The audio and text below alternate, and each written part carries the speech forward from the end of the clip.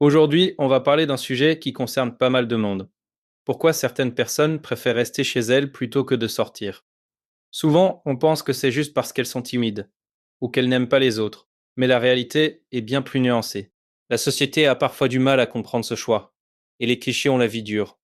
On va donc prendre un peu de recul et explorer ensemble les vraies raisons qui poussent à rester à la maison, sans jugement et avec un regard neuf. Les extravertis puisent leur énergie au contact des autres, adorant les discussions animées et les sorties entre amis.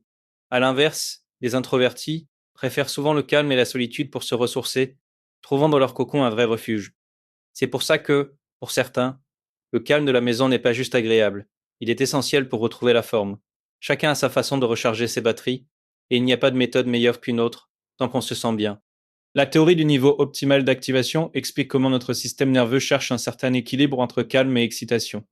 En gros, on a tous un seuil d'activation qui nous permet de nous sentir bien, ni trop stressé, ni trop mou. Si on manque de stimulation, on s'ennuie vite, alors que trop de stimulation peut nous rendre anxieux. C'est pour ça qu'on cherche souvent des activités qui nous stimulent, juste ce qu'il faut, histoire de rester motivé et concentré au quotidien. Avoir le contrôle chez soi, c'est un peu comme avoir une bulle de sécurité autour de soi. Pour les personnes anxieuses ou hypersensibles, l'environnement domestique permet de gérer les imprévus et de choisir ce qui les entoure. On peut adapter la lumière, le bruit ou même l'odeur pour se sentir bien. Ce sentiment de maîtrise aide à apaiser l'esprit et à réduire le stress du quotidien. Finalement, la maison devient un refuge où l'on peut vraiment être soi-même, sans pression extérieure. La solitude, ce n'est pas forcément synonyme d'ennui ou d'isolement. En réalité, prendre du temps pour soi permet souvent de laisser son esprit vagabonder et d'explorer de nouvelles idées. C'est dans ces moments calmes que la créativité peut vraiment s'exprimer, loin des distractions du quotidien. L'introspection aide aussi à mieux comprendre ses propres pensées, ce qui facilite la résolution de problèmes. Bref, un peu de solitude, ça peut vraiment booster l'imagination et l'ingéniosité. Rester à la maison, ce n'est pas forcément s'ennuyer, bien au contraire. Il existe plein d'activités simples qui peuvent transformer une journée ordinaire en moment agréable. Lire un bon livre, cuisiner une nouvelle recette ou simplement écouter de la musique, ça change tout. Parfois, il suffit de peu pour se sentir bien chez soi et profiter pleinement de chaque instant. Dans notre société, sortir est souvent vu comme une preuve de réussite sociale. On a parfois l'impression que rester chez soi, c'est manquer quelque chose ou être en marge. Pourtant, il existe plein de façons de profiter de la vie sans forcément multiplier les sorties. Chacun peut trouver son équilibre entre moments partagés et temps pour soi, sans céder à la pression du groupe. L'essentiel, c'est d'écouter ses envies et de respecter son propre rythme. Parfois, rester chez soi, ça n'est pas juste une question de confort ou de flemme. Pour certains, c'est une façon de se protéger d'un monde extérieur qui fait peur à cause de l'anxiété sociale, d'un traumatisme ou même de la dépression. La maison devient alors à la fois un cocon rassurant et une sorte de prison invisible. On se sent en sécurité, mais on peut aussi s'y isoler sans vraiment s'en rendre compte. Comprendre ce double visage de notre refuge, c'est déjà un premier pas pour aller mieux. Parfois, on a juste envie de rester chez soi, de se poser et de recharger les batteries. Mais comment savoir si c'est vraiment un moment de ressourcement ou juste une façon d'éviter le monde extérieur? Si rester à la maison te fait du bien, que tu te sens apaisé et plein d'énergie ensuite, c'est probablement un vrai choix.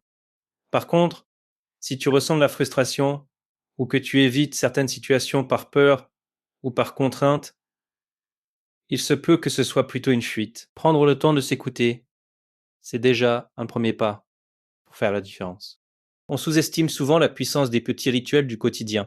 Prendre le temps de savourer un café le matin ou de feuilleter quelques pages d'un livre le soir, ça change tout. Ces moments simples, à la maison, apportent une vraie sensation de bien-être. En les intégrant dans notre routine, on découvre une joie discrète mais précieuse, qui rend chaque journée un peu plus douce. Certaines personnes se sentent parfaitement à l'aise dans le calme, sans avoir besoin de distractions permanentes. Elles préfèrent souvent les environnements paisibles, où elles peuvent réfléchir ou simplement profiter du moment présent. Cette préférence pour une faible stimulation n'est pas un signe d'ennui, mais plutôt une façon naturelle de se ressourcer. Chacun a son propre rythme, et il est tout à fait normal de ne pas vouloir être constamment sollicité par le monde extérieur.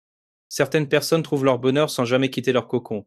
Pour elles, rester chez soi, c'est l'occasion de plonger dans un monde intérieur riche, fait de réflexion, de passion et de petits plaisirs simples. Elles savourent la tranquillité, loin du bruit et de l'agitation extérieure. Cette paix leur permet de se ressourcer et de cultiver une vraie profondeur, souvent source de créativité et de bien-être. Finalement, rester chez soi, ce n'est pas forcément être ennuyeux ou asocial. C'est juste une autre manière de profiter de la vie à son rythme, dans un espace qui nous ressemble. Chacun a sa façon de s'épanouir, et il n'y a rien de mal à préférer le confort de son cocon. L'essentiel, c'est de se sentir bien là où on est, peu importe où c'est. Alors vous, vous êtes plutôt du genre à rester tranquillement chez vous ou vous pensez qu'on se trouve tous des excuses pour éviter de sortir? C'est vrai qu'on a parfois de bonnes raisons, mais est-ce que ce ne serait pas juste un prétexte pour rester dans notre zone de confort? Dites-moi ce que vous en pensez. C'est toujours intéressant de voir les différentes façons de voir les choses. Parfois, il suffit d'un petit déclic pour changer ses habitudes.